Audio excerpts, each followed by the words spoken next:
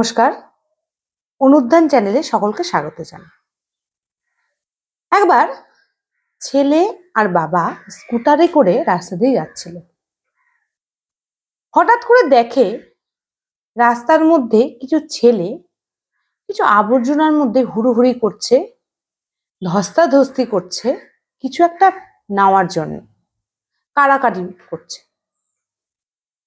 সেই বাবা স্কুটারটি থামিয়ে ছেলেগুলোকে জিজ্ঞাসা করলো যে তোমরা এখানে কি করছো, এত ধাক্কা ধাক্কি করছো কেন? তখন ছেলেগুলো উত্তর দেয় যে আমরা ওই সোনার ফলটা পাওয়ার জন্য এত ধাক্কাধাক্কি করছি। তখন ওই বাবাটারও নজর গেল সোনার ফলের দিকে। সোনার ফল দেখে তার ইচ্ছে হলো সোনার ফলটি নেওয়ার, এবং ভাবলো এই সোনার ফলটা যদি নেওয়া যায় তার ছেলের ভাগ্য তো বদলাবে, তার সাথে সাথে আমারও ভাগ্য বদলে যাবে। যেই না ভাবা সেই না কাজ।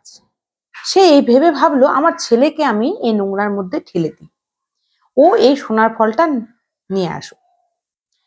তাই সে তার ছেলেকে তার ইচ্ছের কথা জানতে না চেয়েই সে নোংরার মধ্যে ফেলে দেয় এবং বলে যে তুমি সোনার ফলটা যেভাবে পারো নিয়ে আসো।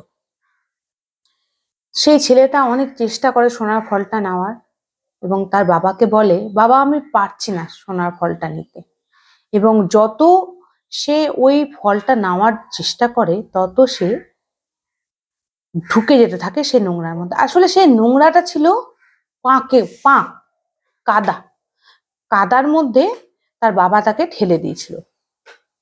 এবং যত সে লাফাতে থাকে, যত সোনার ফলটা নেওয়ার জন্য এগোতে থাকে, যত নড়াচড়া করে ততই সেই পাকের মধ্যে সে ঢুকে যায়।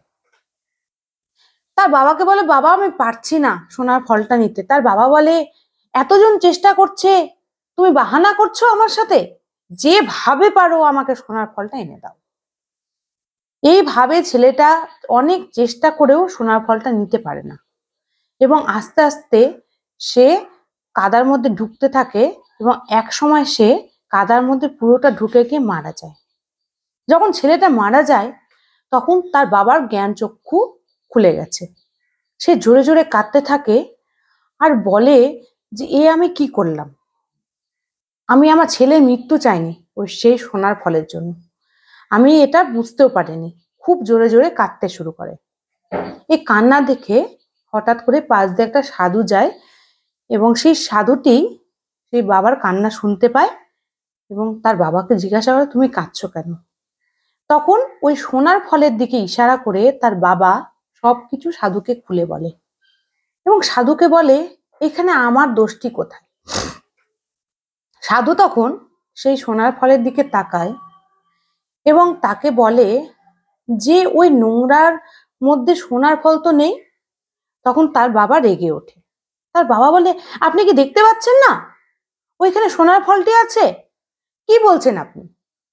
তখন সাধুটি একটি গাছের দিকে ইশারা করে বলে, সেই নোংরার মধ্যে একটি গাছ আছে, ভালো করে লক্ষ্য করলে দেখা যাবে সেই গাছের মধ্যে একটা সোনার ফল আছে এবং তার প্রতিচ্ছবি সেই পাকটার মধ্যে পড়েছে, সেই জলটার মধ্যে পড়েছিল, নোংরাটার মধ্যে, এবং সেটাকে সবাই সোনার ফল হিসেবে ধরতে যাচ্ছিল, কিছুটা মরীচিকার মতো। সেই সোনার ফলটি ধরার জন্যই সবাই এগিয়ে যাচ্ছিল এবং তোমার ছেলে তার জন্যই মারা গেছে। আসলে ওইখানে কোনো সোনার ফল নেই, সোনার ফলটি আছে গাছের উপর। তার বাবা তখন সেই গাছটির দিকে লক্ষ্য করে দেখলো যে সাধুটি ঠিক কথাই বলছেন। আরো সে মানে খুব আর্তনাদ করে কাঁদতে থাকলো যে এই ভুল সে কোনোদিনও আর শুধরাতে পারবে না। সাধুটি বলল, দেখো তুমি কিন্তু তোমার ছেলের ইচ্ছের কথা কখনো জানোনি, সে কি চায়, তার কি মনের ইচ্ছে। তুমি তোমার ইচ্ছে পূরণ করার জন্য, তোমার ফল পাওয়ার ইচ্ছের জন্য তুমি তোমার ছেলেকে ধাক্কা দিয়েছিলে। আজকে তুমি তোমার ছেলেকে নোংরার মধ্যে ধাক্কা মেরে ফেলে যদি না দিতে, তবে সেই ছেলে হয়তো আরো বড় অনেক ইচ্ছে তোমাকে বলতে পারতো এবং সত্যিকারের সোনার ফলটা কিন্তু তার হাতে থাকতো। এইভাবে তোমাকে তোমার ছেলেকে হারাতে হতো না।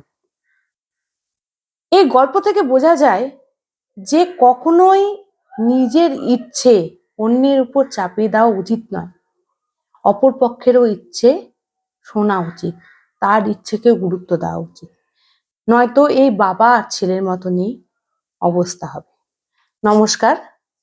গল্পটি ভালো লাগলে অবশ্যই সাবস্ক্রাইব করবে, লাইক করবে এবং শেয়ার করতে ভুলো না।